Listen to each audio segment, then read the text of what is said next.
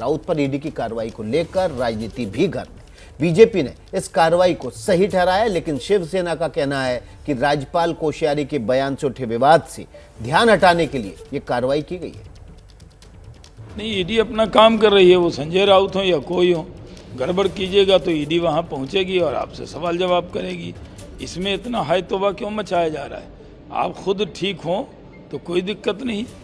कल महाराष्ट्र के महामहिम राज्यपाल ने महाराष्ट्र का अपमान किया, मराठी अस्मिता का अपमान किया, महाराष्ट्र की संस्कृति पे आघात किए। इसको लेकर जब लोगों में असंतोष निर्माण हुआ तो आज का मुहूर्त पकड़ लिया ताकि वो खबर आज से बंद हो जाए। ये जो राजनीति गंदी चल रही है, बदले की भावना, दूसरा क्या है? उन्होंने आज ट्वीट किया, किसी भी हालत में मर जाऊंगा लेकिन शरण नहीं जाऊंगा। ये ट्वीट उनकी निष्ठा का प्रतीक है, उनके धारिष्ठ का, धैर्य का प्रतीक है। तो देखिए, इस पूरे मामले में अब आरोप और प्रत्यारोप भी हो रहे हैं। लगातार जिस तरह से सवाल शिवसेना की तरफ से उठाए जा रहे हैं, उन तमाम आरोपों को नकारा भी जा रहा है। लेकिन अब आपके मन में यह सवाल भी उठ रहा होगा कि आखिर ये मामला है क्या? ईडी आखिर जांच करने पहुंची है तो क्यों? हमारे संवाददाता मृत्युंजय ने एक रिपोर्ट हमें भेजी है पत्राचाल घोटाले से जुड़ी हुई, आपको दिखाते हैं।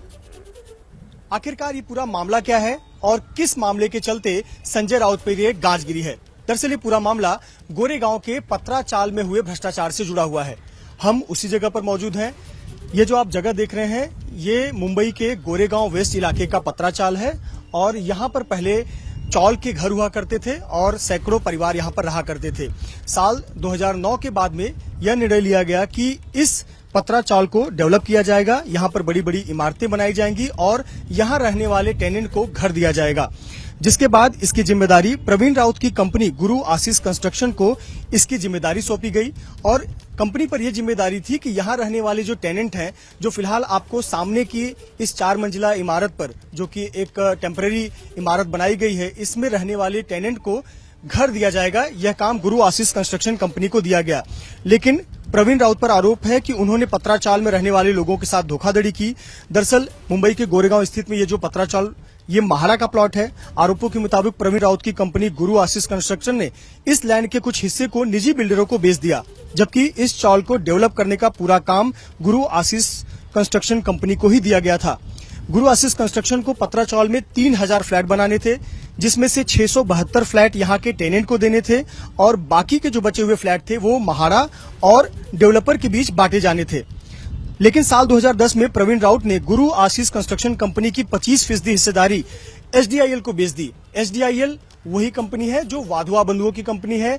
एसडीआईएल ने ही जब साल 2018 में पीएमसी बैंक घोटाले में नाम सामने आया, उसके बाद ही ये पत्राचाल घोटाले का भी नाम सामने आया और तब ये जो पत्राचाल घोटाला है वो सुर्खियों में रहा।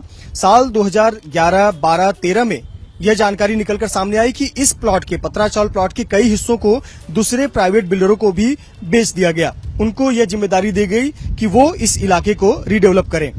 साल 2020 में जब पीएमसी बैंक घोटाले की जांच की गई, तब गुरु आशीष कंपनी का नाम निकलकर सामने आया और उसमें हुए भ्रष्टाचार की बात भी सामने आई।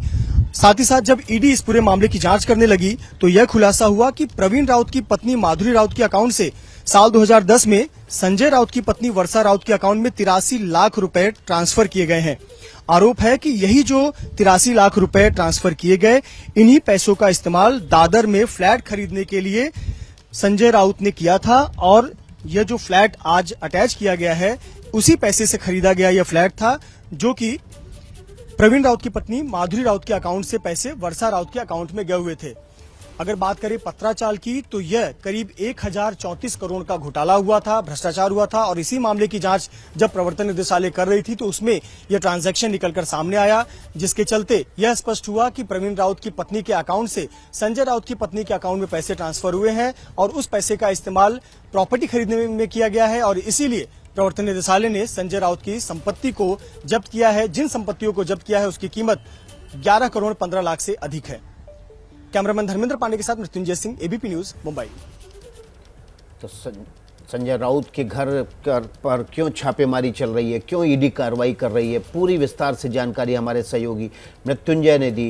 मृत्युंजय ने बताया किस तरह से पत्राचाल घोटाले के मामले में पहले प्राइवेट बिल्डर को प्लॉट के कुछ हिस्से बेच दिए गए और उसके बाद एसडीआईएल को 25% हिस्सेदारी बेच दी गई। जब इस पूरे मामले का खुलासा हुआ तो जांच धीरे धीरे चलते हुए संजय राउत की पत्नी वर्षा राउत तक पहुंची, क्योंकि वहां पर उनके अकाउंट में 83 लाख रुपए ट्रांसफ़र किए गए थे और ये जो पैसे ट्रांसफ़र किए गए थे वो प्रवीण राउत की पत्नी माधुरी राउत के खाते से किए गए थे। संजय राउत के भाई और सुनील राउत ने ईडी की कार्रवाई को लेकर एबीपी न्यूज़ से बातचीत की है, सुनवाते हैं आपको।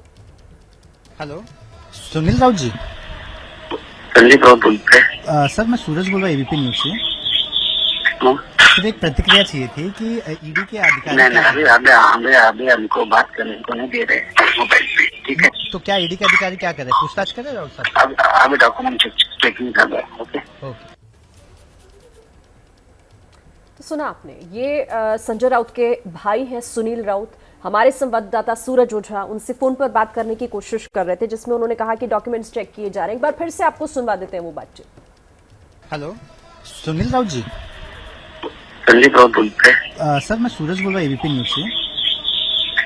सर, एक प्रतिक्रिया चाहिए थी कि ईडी के अधिकारी अभी हमको बात करने को नहीं दे रहे मोबाइल पे, ठीक है? तो क्या ईडी के अधिकारी क्या कर रहे हैं, पूछताछ कर रहे हैं राउत साहब? अभी डॉक्यूमेंट चेकिंग कर रहे हैं। ओके।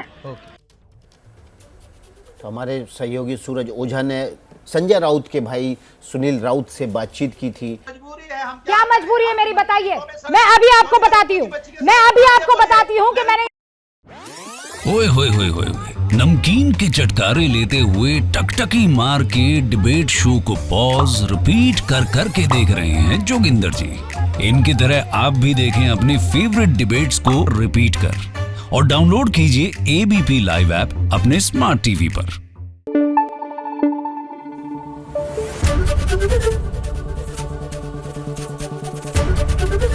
एबीपी न्यूज आपको रखे आगे।